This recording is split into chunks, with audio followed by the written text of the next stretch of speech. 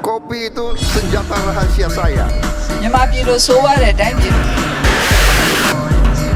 ဒါလည်းဒေါအောင်ဆန်းစုကြည်လိုမုံမြတ်ထင်ရှားတဲ့ခေါင်းဆောင် Di kawasan Asia Tenggara, sebuah perubahan besar sedang terjadi di laut.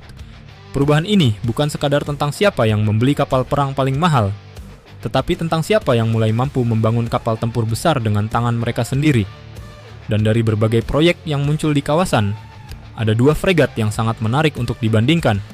Yang pertama adalah fregat Merah Putih kelas Balaputra Dewa milik Indonesia. Sebuah fregat berat dengan bobot sekitar 6.600 ton dan panjang hampir 140 meter yang dirancang membawa kapasitas rudal vertikal dalam jumlah sangat besar. Yang kedua adalah fregat King Talon Class.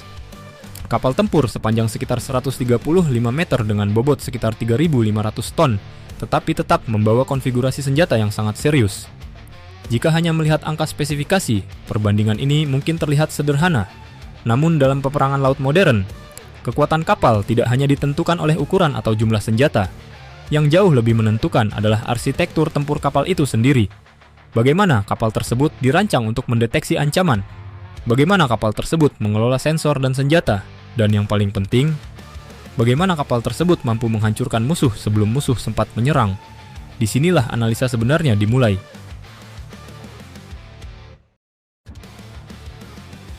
Filosofi desain kapal. Perbedaan pertama yang langsung terlihat dari kedua fregat ini adalah filosofi desainnya. Fregat Balaputra Dewa dirancang sebagai platform tempur laut dengan kapasitas dominasi yang sangat besar. Ukuran kapal yang berada di kisaran 6.000 hingga 6.600 ton menunjukkan bahwa fregat ini berada di kategori fregat berat. Bahkan dalam banyak klasifikasi modern, ukuran ini sudah mendekati destroyer ringan. Ukuran kapal yang besar memberikan beberapa keuntungan penting. Pertama adalah kapasitas energi dan sensor yang lebih besar. Kedua adalah kapasitas senjata yang jauh lebih banyak. Dan ketiga adalah daya tahan operasional di laut terbuka yang lebih lama. Dengan kata lain, kapal ini dirancang bukan hanya untuk patroli atau pengawalan, tetapi untuk menjadi platform tempur utama dalam sebuah gugus tugas laut. Sebaliknya, fregat King Talon memiliki pendekatan desain yang berbeda. Dengan bobot sekitar 3.500 ton, kapal ini berada di kategori fregat menengah. Ukuran ini tetap memungkinkan kapal menjalankan peperangan multidomain, tetapi dengan kapasitas yang lebih terbatas dibanding fregat berat. Namun justru disinilah menariknya, karena kapal ini tetap membawa konfigurasi senjata yang cukup agresif untuk ukurannya.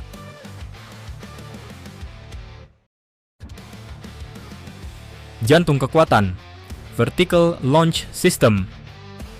Dalam peperangan laut modern, ada satu komponen yang sangat menentukan kekuatan kapal perang. Komponen tersebut adalah Vertical Launch System atau VLS. VLS memungkinkan kapal menembakkan berbagai jenis rudal langsung dari dalam dek kapal secara vertikal. Mulai dari rudal pertahanan udara, rudal anti kapal, hingga rudal serangan jarak jauh.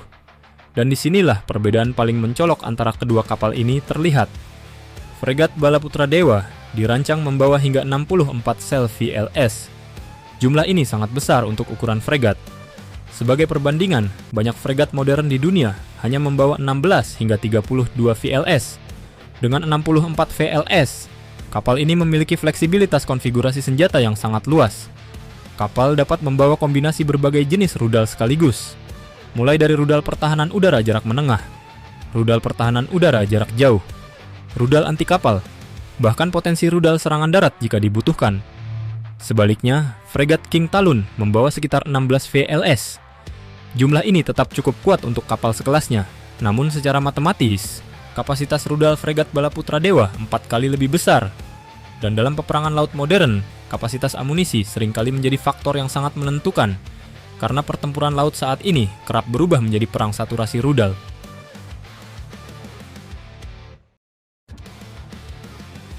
Kekuatan serangan permukaan.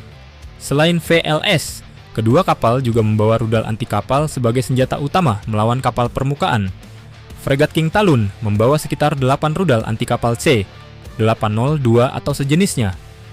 Rudal ini memiliki jangkauan lebih dari 120 km dan dikenal cukup mematikan terhadap kapal permukaan. Namun pada fregat Balaputra Dewa, konfigurasi rudal anti kapal jauh lebih fleksibel.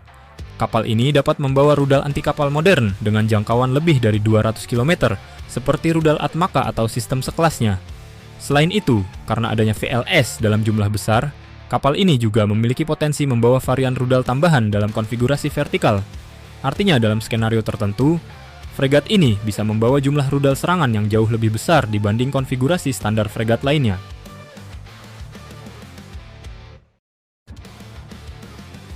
Sensor dan sistem tempur. Namun, jumlah rudal tidak berarti apa-apa jika kapal tidak mampu mendeteksi musuh lebih dulu. Dalam peperangan laut modern, kemenangan seringkali ditentukan oleh satu hal sederhana. Siapa yang melihat lebih dulu? Fregat Balaputra Dewa dirancang menggunakan radar AESA modern yang terintegrasi dengan sistem manajemen tempur digital. Sistem ini memungkinkan seluruh sensor dan senjata kapal bekerja dalam satu jaringan tempur. Radar, sonar, rudal, hingga helikopter anti kapal selam semuanya terhubung dalam sistem yang sama. Konsep ini dikenal sebagai network-centric warfare. Artinya kapal tidak hanya bertempur sebagai unit tunggal, tetapi sebagai bagian dari jaringan tempur yang lebih besar. Sementara itu, fregat King Talon menggunakan kombinasi sensor dan sistem tempur dari berbagai sumber teknologi. Konfigurasi ini tetap efektif, tetapi kemungkinan integrasinya tidak sekompleks arsitektur tempur digital modern. Dalam duel sensor jarak jauh, kemampuan integrasi data tempur seperti ini seringkali memberikan keunggulan deteksi yang sangat signifikan.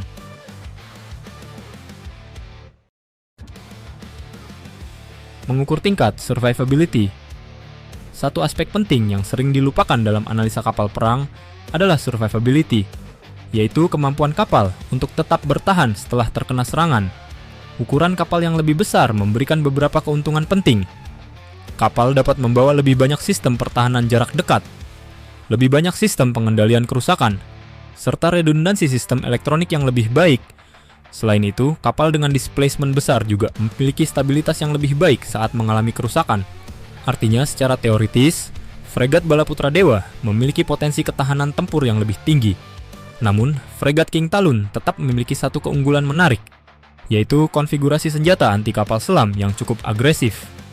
Dengan adanya RBU-6 1000 rocket launcher, kapal ini memiliki kemampuan serangan anti kapal selam jarak dekat yang sangat efektif.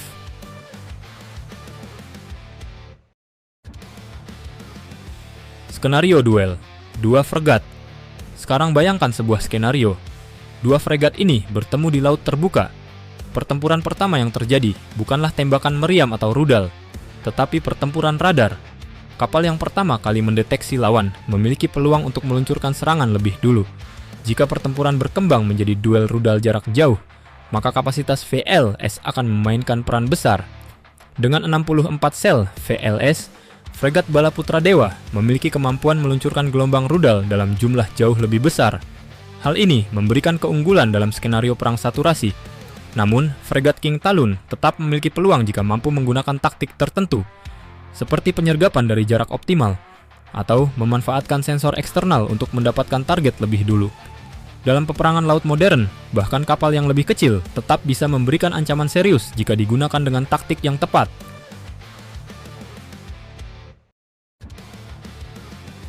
Jika analisa dilakukan secara objektif berdasarkan platform, sensor, dan kapasitas senjata, maka fregat Balaputra Dewa memiliki keunggulan signifikan dalam beberapa aspek utama, mulai dari kapasitas rudal, ukuran platform, integrasi sistem tempur, serta daya tahan operasional di laut.